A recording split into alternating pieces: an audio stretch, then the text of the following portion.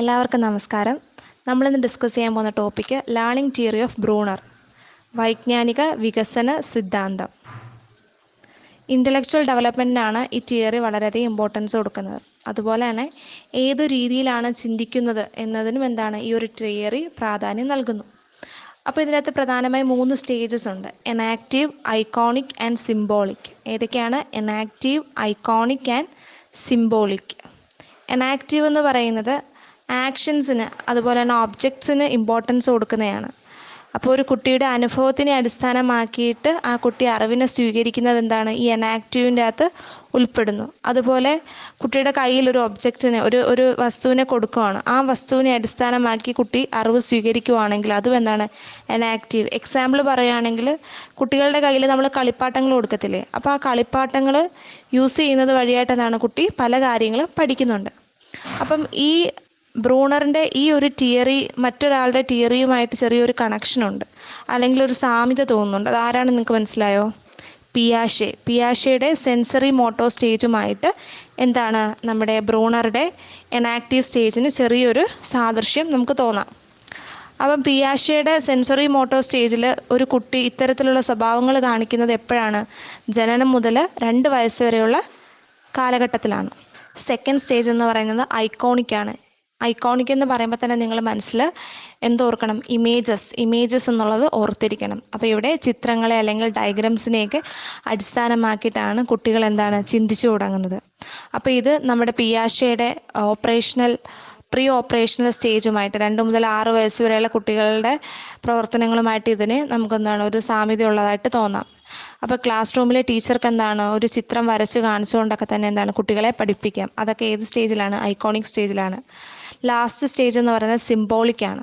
അപ്പോൾ ഇവിടെ ലാംഗ്വേജസിനെ ബേസ് ചെയ്തിട്ട് ഭാഷയുടെ അടിസ്ഥാനത്തിലാണ് കുട്ടികൾ കാര്യങ്ങൾ ചിന്തിക്കുന്നത്. അപ്പോൾ ഇക്വേഷൻസ് അതുപോലെ അബ്സ്ട്രാക്ട് തിങ്കിങ് ഒക്കെ തന്നെ സ്റ്റാർട്ട് ചെയ്യുന്നത് ഏത് സ്റ്റേജിലാണ്? ഈ സിംബോളിക് സ്റ്റേജിലാണ്. ഇത് നമ്മുടെ പിയാഷെയുടെ തിയറിയിലെ കോൺക്രീറ്റ് ഓപ്പറേഷണൽ സ്റ്റേജുമായിട്ടൊരു ചെറിയൊരു സാമ്യതയുള്ളതായിട്ട് നമുക്ക് തോന്നും.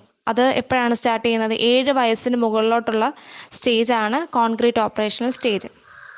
പക്ഷേ നമ്മളിതൊക്കെ പറഞ്ഞു. പക്ഷേ പിയാഷെ ഈ ഓരോ സ്റ്റേജസിനെയും അല്ലെങ്കിൽ ഈ ഓരോ സാമ്യത വരുന്ന ഓരോ സ്വഭാവങ്ങളെയും കാര്യങ്ങളെയൊക്കെ തന്നെ വയസ്സിൻ്റെ ഏജിൻ്റെ അടിസ്ഥാനത്തിലാണ് തിരിച്ചിരിക്കുന്നത്. എന്നാൽ ബ്രൂണർ പറയുന്നത് ഈ ഓരോ സ്റ്റേജിനും ഒരു പ്രായത്തിൻ്റെ വേർതിരിവൊന്നും തന്നെ ആവശ്യമില്ല. മറിച്ച് ഏത് പ്രായക്കാരാണെങ്കിലും എനാക്റ്റീവ് മുതൽ സിംബോളിക് സ്റ്റേജ് വരെയുള്ള ആ ഒരു സ്റ്റേജ് ഫോളോ ചെയ്തുകൊണ്ട് പഠിക്കുന്നതാണ് ഏറ്റവും ഉത്തമം എന്നാണ് ആര് പറയുന്നത്? ബ്രൂണർ പറയുന്നത്. അപ്പോൾ ബ്രൂണർ പറയുന്നത് ഓരോ സ്റ്റേജിനെ പ്രായത്തിൻ്റെ അടിസ്ഥാനത്തിൽ വേർതിരിക്കേണ്ടതില്ല. മറിച്ച് ഏത് പ്രായത്തിലുള്ള ആൾക്കാരാണെങ്കിലും എനാക്റ്റീവ്, ഐക്കോണിക്, സിംബോളിക് എന്ന് പറയുന്ന ഓരോ ഘട്ടത്തിലൂടെ കടന്നുപോയി പഠിക്കുന്നതാണ് ഏറ്റവും ഉത്തമം എന്നാണ് ആര് പറയുന്നത്? ബ്രൂണർ പറയുന്നത്.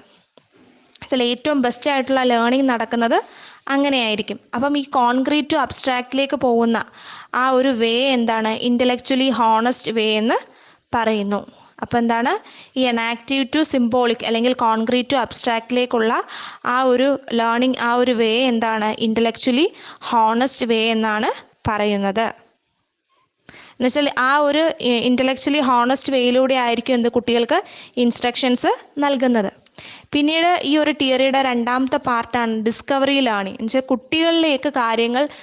കുട്ടികൾ കാര്യങ്ങൾ എങ്ങനെയാണ് ഉള്ളിലേക്ക് എടുക്കുന്നത്, അല്ലെങ്കിൽ കുട്ടികൾ കാര്യങ്ങൾ നല്ലതായിട്ട് ഉള്ളിലേക്ക് എങ്ങനെയാണ് സ്വീകരിക്കുന്നത് എന്നതിനെ അടിസ്ഥാനമാക്കുന്നതാണ് ഡിസ്കവർ ലേണിംഗ് എന്ന് പറയുന്നത്. ഇവിടെ ഒരു ആക്റ്റീവ് പ്രോസസ്സാണ്. ഇവിടെ കുട്ടി ഭയങ്കര ആക്റ്റീവ് ആയിരിക്കും. എന്ന് പറഞ്ഞാൽ കുട്ടികൾ സ്വന്തമായിട്ട് പുതിയ ആശയങ്ങൾ, പുതിയ കോൺസെപ്റ്റുകളെ ഫോം ചെയ്യുന്നു. എന്തിൻ്റെ അടിസ്ഥാനത്തിൽ? കുട്ടികളിൽ നിലവിലുള്ള അറിവിൻ്റെയോ അല്ലെങ്കിൽ അവരുടെ പ്രീവിയസ് നോളജിൻ്റെ അല്ലെങ്കിൽ അവരുടെ based on the existing knowledge, അതിൻ്റെ ബേസിൽ കുട്ടികൾ സ്വമേധയാ ഓരോ കോൺസെപ്റ്റുകൾ ഫോം ചെയ്യുന്നു. അപ്പോൾ ഈ ഫോം ചെയ്യുന്ന കോൺസെപ്റ്റ് ഫോർമേഷനെ ഹെൽപ്പ് ചെയ്യുക എന്നുള്ളൊരു ഡ്യൂട്ടി മാത്രമാണ് ആർക്കുള്ളത്? ടീച്ചറിനുള്ളത്. അതുകൊണ്ട് ആസ് എ ടീച്ചറിൻ്റെ റോൾ ടീച്ചർ ഒരു സ്കെഫോൾഡർ മാത്രമായിട്ടാണ്, അല്ലെങ്കിൽ ഒരു സഹായി അല്ലെങ്കിൽ കൈത്താങ് നൽകുന്ന ഒരു വ്യക്തിയായിട്ടാണ് ആര് പ്രവർത്തിക്കുന്നത്? ഒരു ടീച്ചർ ഇവിടെ പ്രവർത്തിക്കുന്നത്. അപ്പോൾ അധ്യാപിക കുട്ടികൾക്കൊരു പ്രോബ്ലം നൽകുന്നു. അതിനുശേഷം അതിന് പരിഹാരം കാണാനായിട്ട് കുട്ടിക്ക് ഒരു തോന്നലുണ്ടാകുന്നു. അപ്പോൾ കുട്ടി സ്വന്തമായിട്ട് ആ ഒരു പ്രോബ്ലത്തിനുള്ള പരിഹാരം കണ്ടെത്തുന്നു. അപ്പോൾ അതിന് വേണ്ടുന്ന സഹായങ്ങൾ അല്ലെങ്കിൽ ഒരു കൈത്താങ് ആര് നൽകണം? അധ്യാപിക അല്ലെങ്കിൽ അധ്യാപകൻ നൽകുന്നു. പിന്നീട് ഈ ലേണിംഗ് തിയറി ഓഫ് ബ്രൂണറിൻ്റെ ഇതിലെ തേർഡ് പാർട്ട്, മൂന്നാമത്തെ ഭാഗം എന്ന് പറയുന്നത് സ്പൈറൽ കരിക്കുലമാണ്. എന്നുവെച്ചാൽ സ്പൈറൽ മാതൃകയിലുള്ള കരിക്കുലം നിർമ്മിതിക്ക് ഏത് തിയറിയാണ് ഉപയോഗിക്കുന്നത്? നമ്മുടെ ബ്രൂണറിൻ്റെ ലേണിംഗ് തിയറിയാണ് ഉപയോഗിക്കുന്നത്. എന്ന് പറഞ്ഞാൽ ഏറ്റവും ചെറിയ ക്ലാസ്സിൽ അടിസ്ഥാനപരമായിട്ടുള്ള ആശയങ്ങൾ വേണമെന്ത് ചെറിയ ക്ലാസ്സുകളിൽ കുട്ടികളെ പരിചയപ്പെടുത്താൻ.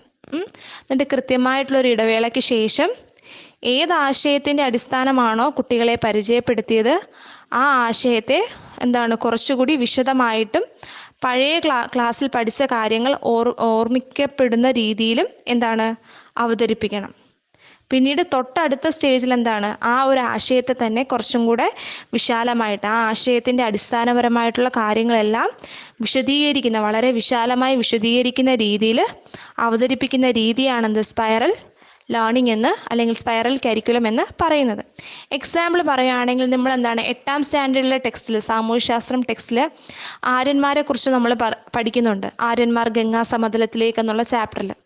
അതിനുശേഷം 9th സ്റ്റാൻഡേർഡിലെ സോഷ്യൽ സയൻസ് ടെക്സ്റ്റിൽ ആ ആര്യന്മാരുടെ ലൈഫിനെ കുറച്ചും കൂടെ വിശാലമായിട്ട് ചിത്രീകരിക്കുന്നതായിട്ട് നമുക്ക് കാണാൻ സാധിക്കും. എന്നാൽ ഹ്യൂമാനിറ്റീസിൻ്റെ +2 ടെക്സ്റ്റും +1 ടെക്സ്റ്റൊക്കെ നമ്മൾ പരിശോധിക്കുകയാണെങ്കിൽ ആര്യന്മാരെ കുറിച്ചിട്ടുള്ള വളരെ ഡീറ്റെയിൽഡ് ആയിട്ടുള്ള അവരുടെ വരവും അവരുടെ തകർച്ച, അവരുടെ ജീവിതത്തിൽ നടന്ന സംഭവങ്ങൾ തുടങ്ങി എല്ലാ കാര്യങ്ങളും, ഉപ്പ് തൊട്ട് കർപ്പൂരം വരെയുള്ള എല്ലാ കാര്യങ്ങളെയും വളരെ വിശാലമായിട്ട് പ്രസൻറ്റ് ചെയ്തിരിക്കും നമുക്ക് കാണാനായിട്ട് സാധിക്കും. അപ്പോൾ ഇതാണ് സ്പൈറൽ കരിക്കുലം എന്ന് പറയുന്നത്. ഇനി ഈ തിയറി എങ്ങനെയാണ് ഒരു എഡ്യൂക്കേഷൻ്റെ ഇംപ്ലിക്കേഷൻ എങ്ങനെയാണെന്ന് നോക്കാം നമുക്ക് ഈ തിയറിയുടെ. അപ്പം നമ്മൾ പറഞ്ഞു കോൺക്രീറ്റ് ടു അബ്സ്ട്രാക്റ്റ് അല്ലേ. അപ്പോൾ ഈ കോൺക്രീറ്റ് ടു അബ്സ്ട്രാക്റ്റ് ആയിട്ടുള്ള ഈ രീതിയിൽ ഏതൊരാശയവും കുട്ടികളെ പഠിപ്പിക്കാനായിട്ട് നമുക്ക് യൂസ് ചെയ്യാനായിട്ട് സാധിക്കും. അതുപോലെ രണ്ടാമത്തെ ഡിസ്കവറി ലേണിംഗ് അല്ലേ. കുട്ടിക്ക് സ്വമേധയെ തന്നെ പ്രശ്നപരിഹാരത്തിനുള്ള സ്വാതന്ത്ര്യം, അല്ലെങ്കിൽ കുട്ടികൾ തന്നെ സ്വമേധയ ഒരു പ്രോബ്ലം സോൾവിങ് നടത്തുന്നു. പിന്നെ ടീച്ചർ ഒരു സ്കെഫോൾഡറായിട്ട് മാത്രമാണ് ഇവിടെ പ്രവർത്തിക്കുന്നത്. അതുപോലെ സ്പൈറൽ കരിക്കുലത്തിൻ്റെ നിർമ്മാണത്തിൽ നമുക്ക് ഈ ബ്രൂണറിൻ്റെ ലേണിംഗ് തിയറിയെ നമ്മൾ ഉപയോഗപ്പെടുത്തുന്നു. അതുപോലെ കുട്ടികൾക്ക് ഇൻസ്ട്രക്ഷൻസ് നൽകാൻ വേണ്ടിയിട്ട് നമുക്ക് ഈ തിയറി യൂസ്ഫുൾ ആക്കാം. അതുപോലെ ലെസൺ പ്ലാനുകൾ നിർമ്മിക്കുമ്പോൾ ഈ സിമ്പിൾ ടു കോംപ്ലക്സ് എന്നുള്ള മെത്തേഡ് നമുക്ക് സ്വീകരിക്കാനായിട്ട് സാധിക്കും. അതുപോലെ തന്നെ ഏത് ലേണിംഗ് മെറ്റീരിയൽ രൂപീകരിച്ചാലും നമ്മൾ ഈ സിമ്പിൾ ടു കോംപ്ലക്സ് എന്ന് പറയുന്ന നമ്മുടെ ബ്രൂണറിൻ്റെ ലേണിംഗ് തിയറി അടിസ്ഥാനമാക്കിയിട്ടുള്ള ആശയങ്ങളാണ് നമ്മൾ ഉപയോഗിക്കുന്നത്. അപ്പം നമ്മളിന്ന് ഡിസ്കസ് ചെയ്ത ആരുടെ തിയറി ആയിരുന്നു? ബ്രൂണറുടെ ലേണിംഗ് തിയറി ആയിരുന്നു നമ്മളിന്ന് ഡിസ്കസ് ചെയ്തത്. ഇതിന് 3 സ്റ്റേജസ് ഉണ്ടെന്ന് പറഞ്ഞു: എനാക്റ്റീവ്, ഐക്കോണിക് ആൻഡ് സിംബോളിക്. പിന്നീട് ഈ തിയറിയുടെ രണ്ടാമത്തെ മെയിൻ പാർട്ടാണ് ഏത്?